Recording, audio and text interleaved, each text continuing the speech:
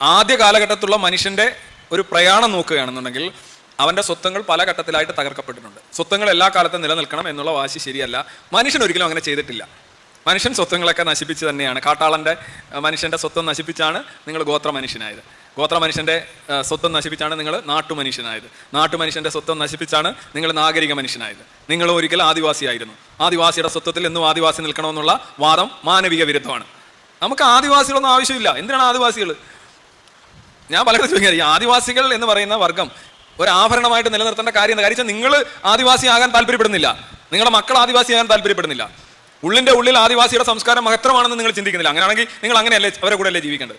നിങ്ങൾക്ക് ആകെ വേണ്ടത് ഒരു ഗ്രൂപ്പ് ഫോട്ടോ. അട്ടപ്പാടി പോയി നിന്ന് ആദിവാസി കുടിയിൽ നിന്നും സോമനാഥൻ എന്ന് പറഞ്ഞൊരു ഗ്രൂപ്പ് ഫോട്ടോ എടുത്ത് എല്ലാവരെയും കാണിക്കണം, നിങ്ങൾ വലിയ സംഭവമാണെന്ന്.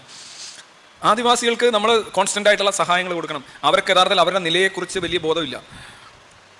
അവർ ഉദാഹരണമായിട്ട് നിങ്ങളുടെ വീട്ടിൽ അവരെ കൊണ്ടുവരുത്തി കഴിഞ്ഞാൽ അവർ പറയും, ഞാൻ ഈ വീട്ടിൽ നിൽക്കത്തില്ല, നിങ്ങൾ വിസർജിക്കുന്ന ഈ വീട്ടിൽ തന്നെ വിസർജിക്കുന്ന ജീവി, മോശം സംസ്കാരം.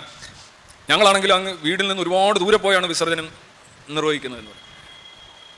പക്ഷെ അവനോട് പറയും, ഞങ്ങളും അങ്ങനെ ആയിരുന്നു പണ്ട്, ഞങ്ങൾ ഇതിൻ്റെ പ്രായോഗികമായ വശങ്ങൾ മനസ്സിലാക്കി, ഇത് മോശമല്ല, ഇതുകൊണ്ട് സൗകര്യങ്ങളുണ്ട്, ഈ പോകുന്ന വഴിക്ക് ചിലപ്പോൾ പാമ്പ് കടിയുണ്ടോ, ആനയുടെ ചവിട്ടേറ്റോ ചാവാം, ആരോഗ്യ പ്രശ്നങ്ങൾ ഉണ്ടാകാം, പകർച്ചവ്യാധികൾക്ക് സാധ്യതയുണ്ട്, ഇതാണ് മെച്ചപ്പെട്ടത് എന്ന് അവനെ പറഞ്ഞ് ബോധ്യപ്പെടുത്തിയില്ലെങ്കിൽ അവൻ നിങ്ങളുടെ വീട്ടിൽ നിന്ന് മോശം സംസ്കാരമാണെന്ന് അവൻ പറയും.